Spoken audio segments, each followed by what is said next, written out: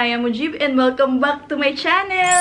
For today's vlog, ayan, yung continuation po nito dati sa last video ko nung, kailan ba? Linggo. So, hindi ko po napansin na hindi pala na-save. Teka lang, likod talaga ni Babo. Hindi na save yung ginagawa kong video. Kasi habang nag-i-edit ako, doon ko lang napansin, ay putol, hindi pala siya nag-record. Hindi pala siya nag-record habang nagsasalita ako, nagpapaliwanag. Hindi na-record lahat ng sinabi ko. So ngayon, uulitin ko na lang ulit lahat ng sinabi ko doon sa video na hindi na-save. Likod talaga eh. Gusto niya kasi may naglalaro lagi sa kanya eh. Dito na naman po kami. Si Babu, ito na naman. Malikot na naman siya habang nagbo-vlog ako. Pero kay gising lang naman niya ngayon. Tanghali na eh. Hapon na pala. So, oops. Oh, ayan, matutumba na naman. Matutumba ka sa ginagawa mo eh. Gusto niya talaga kunin yung camera kasi. Hindi nga pwede. Ano ka, magka-cameraman sa akin? Ha? Hindi mo pa nga alam yan? Yun! Nakuha din yung attention niya doon. May mga laruan siya dito kapag may ingay, may noise.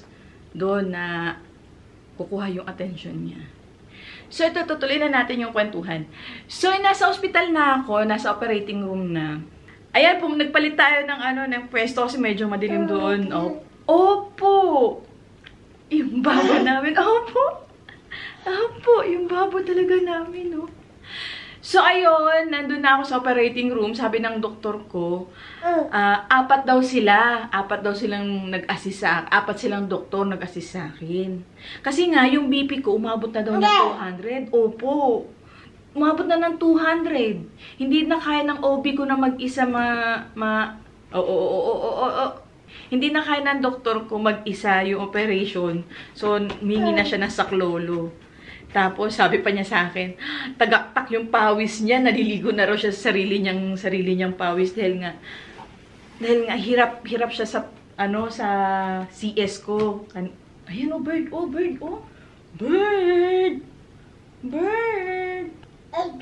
Agi. Halatang waray yung lola mo eh. Agi talaga eh. Kasi mula nung sanggol pa siya, lagi niyang binabanggit yung agi. Kaya yan, napapaagi na rin siya. So, sabi pa sa akin ng doktor, nung kinabukasan, binisita niya ako sa kwarto ko. Yung placenta ko daw, yung ibabaw niya is pumuputi na di-detach na siya doon sa tiyan ko. So, yung placenta ko daw, di-detach na siya doon sa tiyan ko. Nagkakaroon na siya ng mga puti-puti. So, pag totally daw yung na-detach, sabi ng doktor, mawawala ng oxygen si baby. Buti na lang daw, naagapan namin agad. And, tinatanong ako kung kukunin ko daw yung placenta. Pwede pala yun, no? Kukunin yung placenta mo, tas ibabahay mo, kundi may gagawin kang mga test. Mga test para sa future references mo. Yun as in-explain sa akin ng nurse kung gusto ko raw kunin yung placenta ko. Pero within 24 hours kailangan makuha. Kasi nawawala na yung niya, syempre, namamatay na siya. Nawawala na yung oxygen, parang ganun. So, hindi ko na naman naisip na ganun pala, pwede palang kunin. So, hindi na namin kinuha. Tsaka wala rin kukuha kasi nung mga panahon na yun, si Richard busy sa work niya. Tapos si Mama bantay sa akin. Eh, kailangan daw naka-storage daw yun. Maganda daw ang storage niya. Para humaba pa yung shelf life. Parang ganun. So, hindi ko na kinuha. Pero, may mga kumukuha ba talaga ng placenta? Comment nyo nga, kinukuha nyo ba talaga yung placenta ninyo?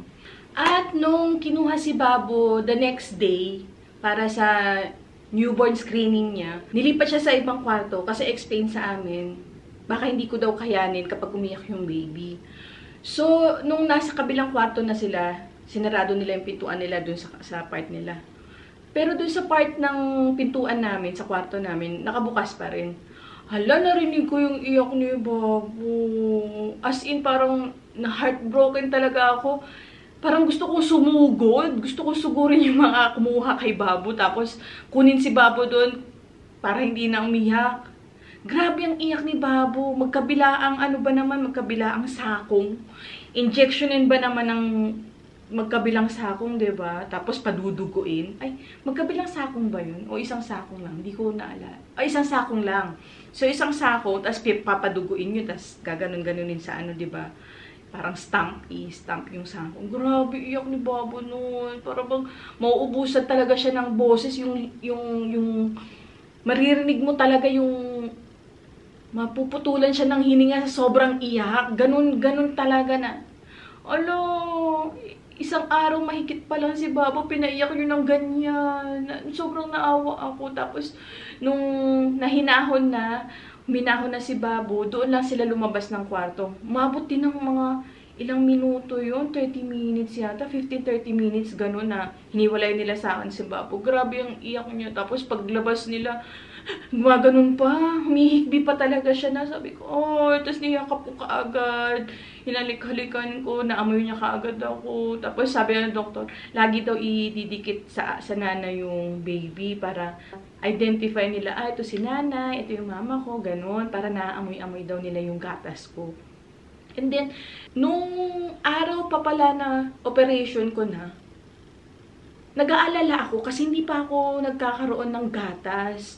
Ala, sabi ko, ayoko naman magutom si Babo. Paglabas ni Babo, wala siyang gatas na kakain o maiinom. So, nung binigay sa akin, gulat ako, may gatas. Galing, no? Parang, sabi ko, sobrang pag-alala ko, wala palang rason yung pag-alala ko dahil ibinibigay talaga ni God lahat ng mga iniisip natin. Kaya amazing talaga ng katawan ng babae. Lalo kong na-appreciate, lalo kong grabe iniidolo yung mga nanay. Grabe yung sakripisyo, grabe yung hirap, grabe yung pagod. As in hala, sa buong isang araw lang yun na ang daming nangyari. Sa buong isang linggo, ang daming nabago, ang dami kong natutunan, ang dami kong naramdaman, hirap, sakit, gutom, uhaw. Pero lahat ng yun, sobrang worth it na nakita ko si Babo. Sobrang halos araw-araw, tuwing gigising ako, makikita ko si Babo. Lagi kong pinapasalamat. Alhamdulillah, meron na akong Babo this time. Tapos tuwing, naiiyak pa rin ako pag ganun. Kasi nga, sobrang pinagdasal namin to, diba? Pinagdasal namin na dumating siya sa buhay namin. Ay, naiiyak ako. Ang sarap lang sa pakiramdam this time na kumpleto na sa puso ko. Yung puso ko talagang kumpleto. Alam ko, yung kambal ko, ginaguide nila ako para maging masaya.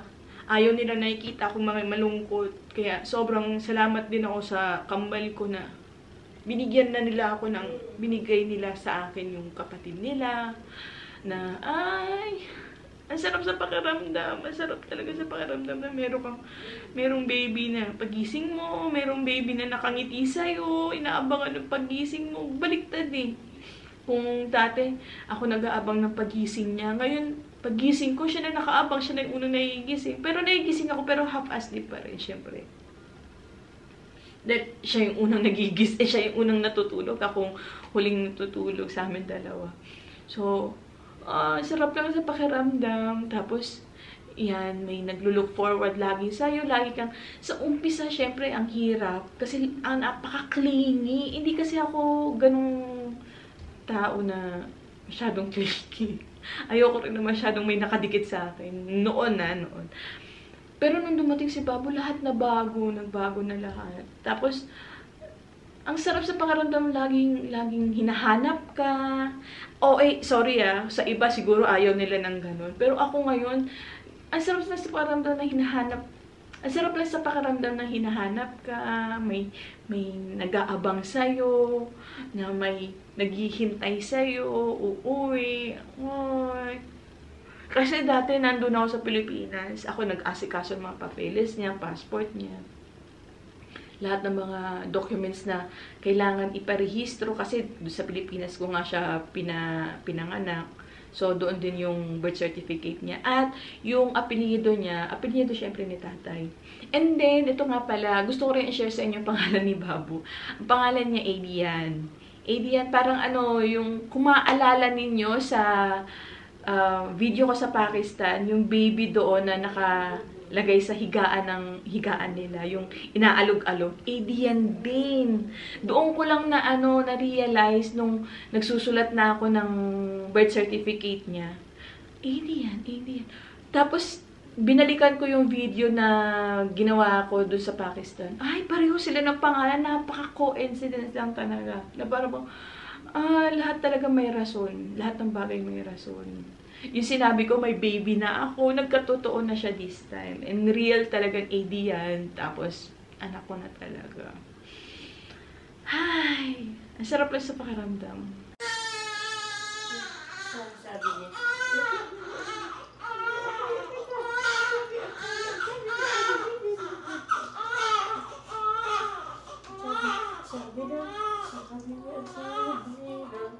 Yun na nga, after 36 hours, after 36 hours, doon ako nakapupo, tas doon na ako nakatut.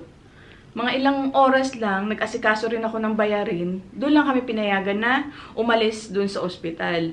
And then, pagdating namin sa ospital, syempre 36 weeks pa lang si Babu. Napansin ko kaagad, kahit nung first day niya, napansin ko agad na parang yellowish yung kulay ni Babu. Sabi ko, Mama, normal lang ba to? Sabi ni Mama, okay, normal lang daw yun dahil kailangan ibilad lang daw sa araw, mawawala na yung paninilaw niya. Pero, after 1 week, doon na, yun yung unang check-up kasi ni Babu after 1 week na inuwi namin sa bahay. First check-up niya. Sinabi ng doktor, yun nga, si Babu is may jaundice. Kaya pala siya naninilaw. Kaya sabi ko na nga ba, yung yung nanay instinct accurate. Kaya kapag may naramdaman kayo, sundin nyo kaagad yung pakiramdam ninyo dahil totoo yun. So, yun, nung unang araw pa lang, alam ko, sabi ko sa sarili ko, iba ang tsura ni Babu nung araw na yun. So, ang jaundice daw, nagkakaroon kapag 38 weeks below inilabas yung baby. So, dahil nga 36 weeks lang si Babu, nagka-jaundice siya. So, bumalik na naman kami ng ospital, nagstay na naman kami ng mga 2 days, kasi pinapototherapy si Babu. Blue light yon, blue light, para mabawasan yung paninilaw ni Babu. Awang-awa ako sa kanya noon, promise. Kasi hubot-hubad siya. Eh, di ba may aircon? Pinatanggal ko na nga yung aircon sa kwarto namin. Kahit na pagpawisan kami ni Mama, okay lang. Kasi, syempre, si Babu, nilabas ko si Babu, 2.5 kg lang siya. And 51 centimeters yung haba. So, ang liit-liit-liit niya talaga. Naawa ako. Tapos, nakahubot-hubad. Tatakpan lang yung mata, tapos yung genitals niya. Tapos, the rest, naka-blue light na. Para mabawasan yung paninilaw niya. And then, it's either may ihi niya yung dilaw na yun, or mapupupo niya. Pag hindi niya nailabas, umaakyat daw yun sa utak. Opo, alhamdulillah. Grabe ang tasal ko dito. Grabe ang tasal ko sa Babu ko. Pagalingin kaagad. Isang linggo pa lang dito sa mundo, na-confine ka agad. So, ayun, alhamdulillah, nailabas din namin si Babu after 2 days. And then, naipupo niya lahat yung paninilaw. Sobrang na-relief ako. Tapos, opo. Tapos, nainis pa ako ng first week kasi ni Babu, panay ulan sa Pilipinas. So, hindi kami nakakabilad sa labas. Dahil nga umuulan, walang araw, puro ulap. So, yun din siguro naging isa sa dahilan kaya hindi nawala kagad yung paninilaw niya. Ayan na. Ayan na. Ayan na. Ayan na. Sus, ang galing naman. Ang galing, oh. Boom! Gusto niya kasi lahi kami naglalaro. Kapag ganito na hindi ko siya nilalaro, nabobore siya. So, kailangan laging nilalaro. Ayan, ang first month ko, nag-struggle talaga ako sa tulog. Yun talaga, tulog talaga yung pinaka, yung tulog talaga doon ako sobrang nag-adjust. Na para bang ang hirap niya. 2 to 3 hours lang yung tulog ko dahil nga every time na si Babo magigising, nagigising din ako. Hindi ko naman pwedeng hayaan. One time nga na nahuli ako ni mama na bit-bit ko si Babo, tulog na ako. Ginising niya ako, huwag kang matulog na buhat-buhat mo yung baby, baka matumba o baka mahulog. So, ako naman, sabi na natin na safe yung gagawin natin, pero hindi mo naman masasabi kasi tulog ka eh. So, yun, kapag nakakaantok-antok na ako, medyo binababa ko na si Babo. Yun nga lang kasi, kapag binababa ko siya yung mga panahon na yun, iyak din siya. First month namin, sa isang araw namin, mga panahon na yun, umaabot kami ng 10 to 12 diapers. Akalain mo, 10 to 12 diapers yung nakukonsume namin. Kasi, nuk-nuk, pupo, nuk-nuk, pupo. Yun lang naman ang buhay niya yung mga panahon na yun eh. Tsaka tulog, tulog, tulog, tulog. Mayat-maya tulog. Ang hirap lang kapag sa araw, sa lugar namin, kasi kapag gising na mga tao sa paligid, ang ingay, syempre, active na lahat. Alas 6 pa lang, may nagwawalis, may naglilinis ng kung ano-ano, tapos mga motor. So, hindi ako nakakapagpahinga talaga ng maayos din. Si Babo, hindi rin